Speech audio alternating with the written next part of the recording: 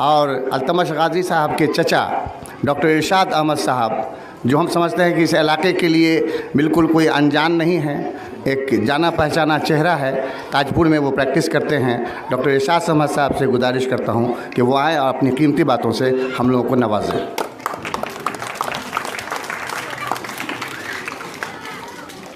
अस्सलाम वालेकुम वरहमतुल्लाहि वबरकातुहू। स्टेज पर बैठे सदर और मौजूद हाज़रीन,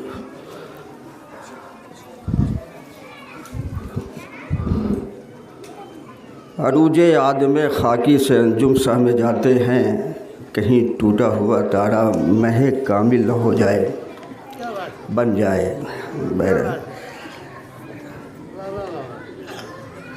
ये दुनिया एक नई दौर में दाखिल हो चुकी है। ये दौर इल्म का दौर है, एक्सपेंशन ऑफ नॉलेज का दौर है, बल्कि एक्सप्लोजन ऑफ नॉलेज का दौर है और स्पेशलाइजेशन ऑफ नॉलेज का दौर है। बहुत सारी तरक्कियाँ हुई हैं साइंस के मैदान में, इंडस्ट्री के मैदान में, टेक्नोलॉजी के मैदान में।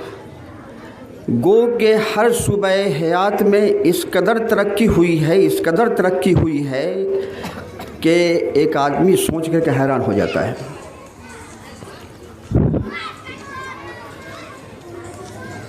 तो ये तरक्की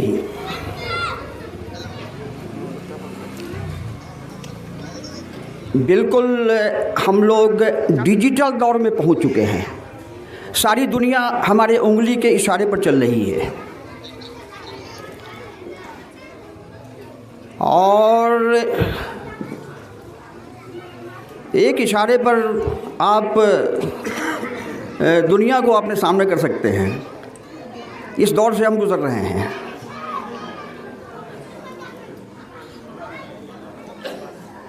अभी फ़ौरन जो है 2-4 रोज़ पहले हम सुबह सादिक का टाइम खोजने के लिए कोई जंतरी तलाश कर रहे थे।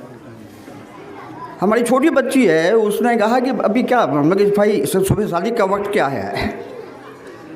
उन्होंने कहा बस 1 सेकेंड, गूगल का स्पीकर ऑन किया और पूछा और फ़ौरन 4:12 चल यादों में। ये इस दौर में हम लोग चल रहे हैं। ये दौर इस कदर तरक्की याफ्ता हम लोग हो चुके हैं। दूसरी तरफ अगर हम इस दुनिया पर निगाह डालें तो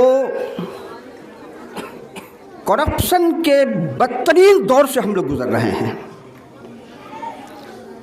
चाहे वो जौन सा सूबे हयात हो, जिस जगह पर भी हम रह रहे हों, करप्शन ने लोगों को जकड़ रखा है और ये करप्शन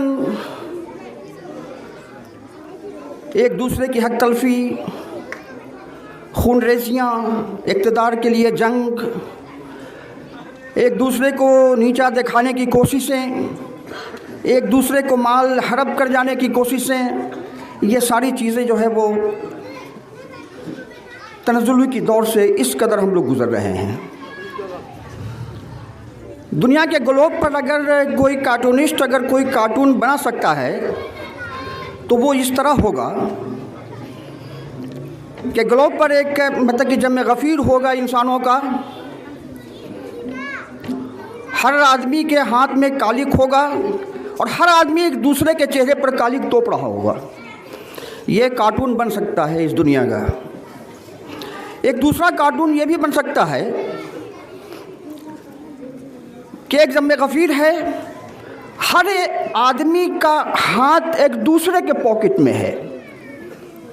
ये तस्वीर है हमारे इस दुनिया की। इस कार्टून से हम अच्छी तरह समझ सकते हैं। हर जगह क्राइम, साइंस और टेक्नोलॉजी में जितना डेवलपमेंट हुआ है, कंप्यूटर साइंस में जितना डेवलपमेंट हुआ है, ये हैरानकुन बात है। ये आर्टिफिशियल इंटेलिजेंस के दौर से हम लोग गुजर रहे हैं।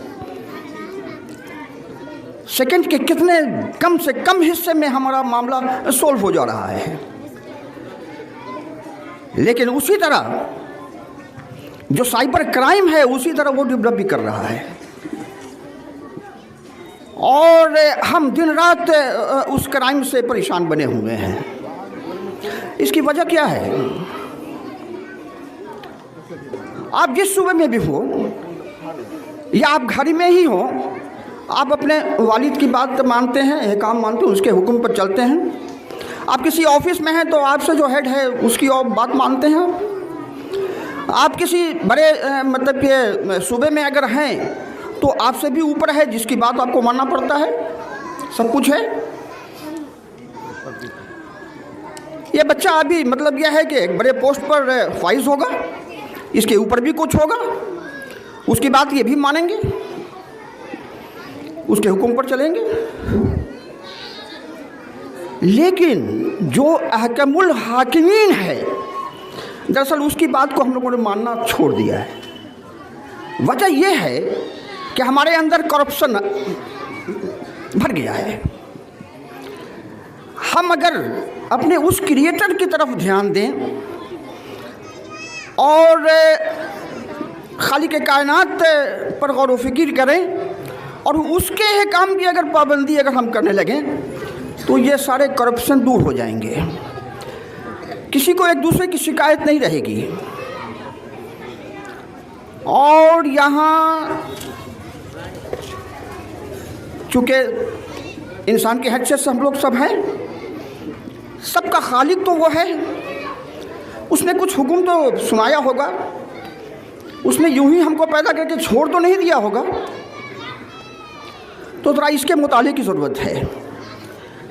हम ज़रा मुताला करें और खुदा को फाइंड आउट करने की कोशिश करें।